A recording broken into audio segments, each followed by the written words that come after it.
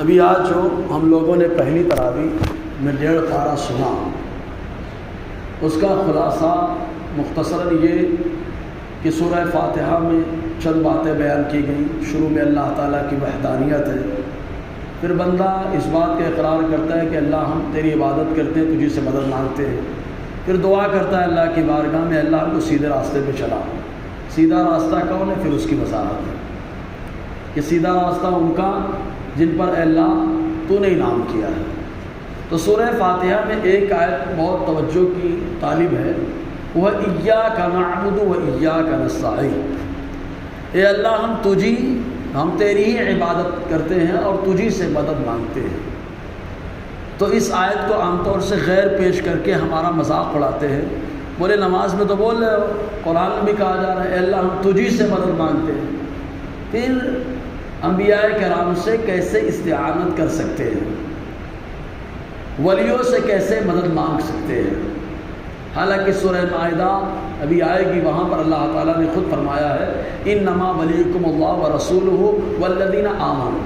تمہارے مددگار کون کون ہیں؟ تو اللہ تعالیٰ خود فرماتا ہے تمہارے مددگار ہیں اللہ، نمبر 1 پہ، ورسولہ، اور اللہ تعالیٰ نے اپنے پیغمبروں کو مددگار بنایا ہے، والذین آمنوا، اور ان کو مددگار بنایا جو ایمان لائے، اور ان کے اوصاف اللہ نے کچھ بیان فرمایا۔ تو اب اس آیت کی تشریح کیا ہے؟ تو تفسیر بغوی کے اندر اور امام ابو سعود بغوی نے، اور ایسے ہی تفسیر البحر المحیط کے اندر امام ابو حیان اندلسی نے جو اس کی تفسیر کی ہے، وہ ایک مثال سے سمجھایا جا سکتا ہے کہ ایک آدمی کسی کے ہاں کام کرتا ہے، اب اس کے لیے کچھ ضرورت پیش آ گئی تو وہ اسی کے ہاں مدد مانگنے جائے گا۔ اب اس آدمی نے کہا مدد میں کیوں کروں؟ تو یہ مدد مانگنے والا بولے گا بھائی ہم تیرا ہی کام کرتے ہیں، تو مدد نہیں کرے گا تو کون مدد کرے گا؟ سمجھ میں آیا؟ تو فرماتے ہیں کہ یہاں اللہ تعالیٰ نے عبادت کو پہلے رکھا اور مدد کو بعد میں رکھا، مدد کو بعد میں رکھا، عبادت کو پہلے۔ مطلب یہ کہ بندہ پہلے عبادت کو وسیلے کے طور پر پیش کر رہا ہے کہ اللہ ہم تیری عبادت کرتے ہیں، اب مدد مانگنے ہم کس سے جائیں گے؟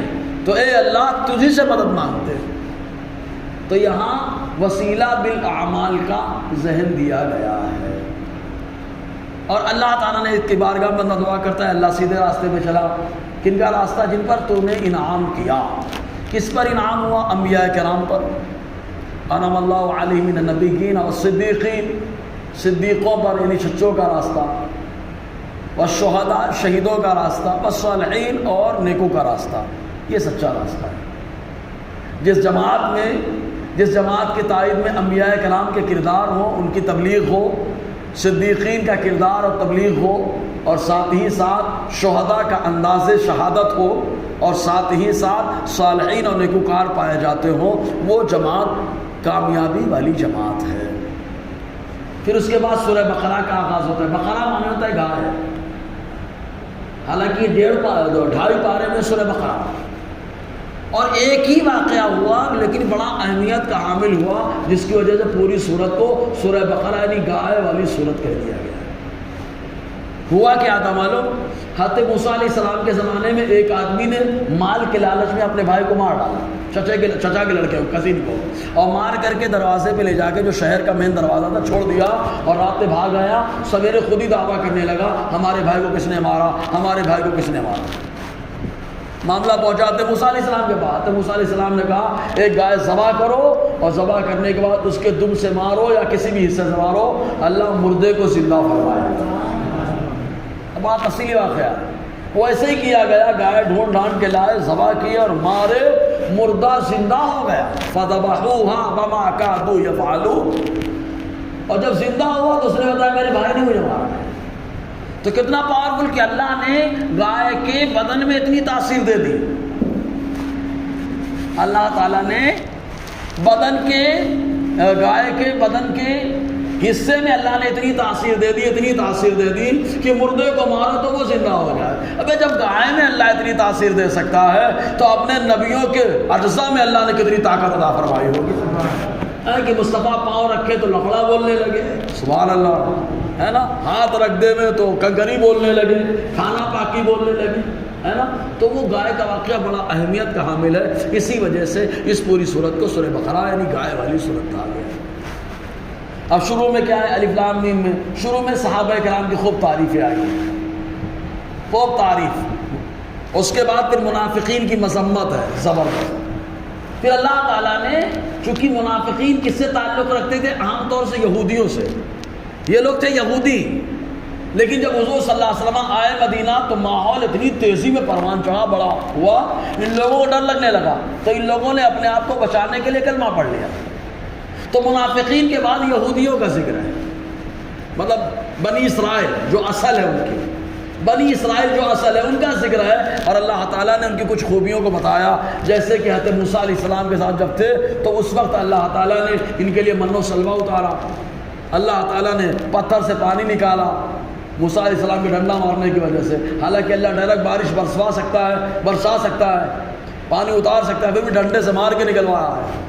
اور بہت سارے پورے واقعات آئے. پھر بنی اسرائیل کے بعد، یہودیوں کے بعد اللہ تبارک و تعالیٰ نے حضرت آدم علیہ السلام کا ذکر فرمایا کہ جیسے اللہ تعالیٰ نے منافقین یہودی سے تعلق رکھتے تھے، اور یہودی وہ لوگ جو اللہ تعالیٰ کی نعمتوں کا انکار کرنے لگے، تو نعمتوں کے انکار کرنے میں ایک اور شخص تھا جو جن تھا اور بڑا عابد و زاہد تھا، اس کو شیطان کہا جاتا.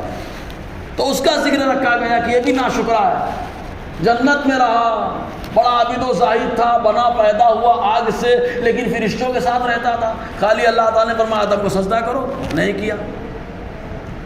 تو ناشکری میں قوم بنی ہے. یہودیوں کا ذکر ہوا اور اس کے بعد اس کا ذکر آیا، ابلیس کا. اور پھر ڈائریکٹ اللہ تعالیٰ نے اپنا پاور دکھایا تو سلیمان علیہ السلام کا ذکر فرما دیا کہ سلیمان علیہ السلام کی حکومت اللہ نے ہر چیز پہ عطا فرما دی. اور جب سلیمان علیہ السلام کی حکومت کا ذکر اللہ نے فرمایا تو فوراً اپنے محبوب کی آمد کا ذکر فرما دیا.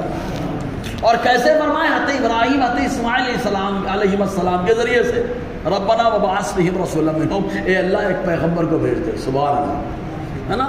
تو یہ پہلے پارے میں اب پیغمبر کو بھیج دے. اب ظاہر سی بات پیغمبر آئے گا، کوئی بھی آقا علیہ السلام کے اوصاف جو ہے اللہ تعالیٰ نے ان کا ذکر فرمایا. تو پیغمبر جب آئیں گے تو ساتھ میں فرشتے بھی مدد کے لیے ہوں گے.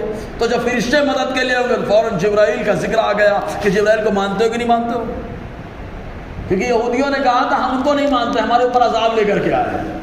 الحمدللہ جبرائیل علیہ السلام جب بھی اس امت کے لیے آئے ہیں تو اللہ نے ان کے ذریعے سے رحمت کو نازل فرمایا ہے نا. اب اسی یہ پہلے پارے کا خلاصہ ہو گیا مختصر، پہلے پارے کا. اب پہلے بارے میں 2-3 باتیں اور قابل غور. یہ جو ہم نے کہا ربنا وبعث فیہم رسولا منہم، یہ آیت نمبر 128 سورہ بقرہ، اس کو یاد رکھیں آپ. اسی سے حضور کے والدین کا ایمان ثابت ہوتا ہے. اب آپ کہیں گے کیسے ثابت ہوتا ہے؟ تو حضرت ابراہیم اور اسماعیل علیہ السلام جب دعا کرتے تو کیا کہا؟ ربنا وجعلنا مسلمین لک ومن ذریتنا امۃ مسلمۃ لک. خانہ کعبہ کو بنا لیا اور کہا اے اللہ ہم کو اپنی بارگاہ میں مسلمان رکھنا اور ہماری اولاد میں سے ایک گروہ کو مسلمان رکھنا. بولو یار، جیسے یہ دعا کر لی تو دعا کرتے ہی دوسری آیت میں کیا کہہ دیا؟ ربنا وبعث فیہم رسولا منہم، جس گروہ کو مسلمان رکھنا اسی گروہ میں سے ایک پیغمبر کو بھیج دینا. سمجھ میں آیا؟ جن کو مسلمان رکھنا انہیں میں سے بھیج دینا. ہم ضمیر کا مرجع ذریہ ہے نا. بہرحال تو ایمان ثابت ہوتا ہے اس سے. اس کے ساتھ ساتھ اور بھی دلیلیں ہیں. پھر آگے دوسرے پارے میں، جب دوسرے پارے میں ہم لوگ پہنچے تو شروع میں قبلہ بدلنے کا ذکر ہے. اور حضور صلی اللہ علیہ وسلم کی خواہش پہ اللہ نے قبلہ بدل دیا. اعتراض کرنے والے کو منافق کہا گیا. منافق مطلب بیوقوف کہا گیا. سیقول السفہاء، بیوقوف لوگ کہیں گے کہ کیوں قبلہ بدل دیا، اچھا خاصا تو ادھر پڑھ رہے تھے. جبکہ حضور کی صفت جو آئی ہے پچھلی کتابوں میں امام القبلتین، یعنی دونوں قبلے کا امام. سبحان اللہ ہیں. اور حضور کو امام الحرمین بھی کہا جاتا ہے. الحمدللہ دونوں حرم مکہ اور حرم مدینہ کے بھی امام ہیں، ہے نا. بہرحال پھر اس کے بعد حضور صلی اللہ علیہ وسلم کی خوبی ہے کہ قبلہ بدلوا دیا اللہ تعالیٰ کی بارگاہ میں. پھر ڈائریکٹ اللہ تبارک و تعالیٰ نے اپنی نشانیوں کا ذکر فرما دیا. ارے یہ میرے محبوب کی خواہش ہے، اس خواہش پہ قبلہ بدل دیا. ارے ہم نے تو ہاجرہ کے چلنے کی وجہ سے صفا مروہ کو اپنی نشانی بنا دیا ہے. جب ان کے چلنے پہ اپنی نشانی بنا دیا ہے تو میرے محبوب نے دل میں چاہا تو قبلہ بدل دیا. سمجھ میں آیا؟ اور اس کے بعد پھر سلسلہ چلا آگے، پھر اللہ تعالیٰ نے اپنی قدرت کی نشانیاں بیان فرمائی، پھر آگے جا کر کے پوری رمضان کی آیت چالو ہو جاتی ہے روزے کی، تو روزے کا ذکر اللہ تعالیٰ نے فرمایا، پھر روزے کے ذکر کے بعد پھر حج کا طریقہ بتایا گیا۔ حج میں جو آدمی گھیر دیا جائے، محصر گھرا ہوا ہو، نہ جا سکے، ڈاکوؤں نے روک دیا ہو، اس کے لیے کیا قانون ہے کیا نہیں، پورا قانون بتایا گیا۔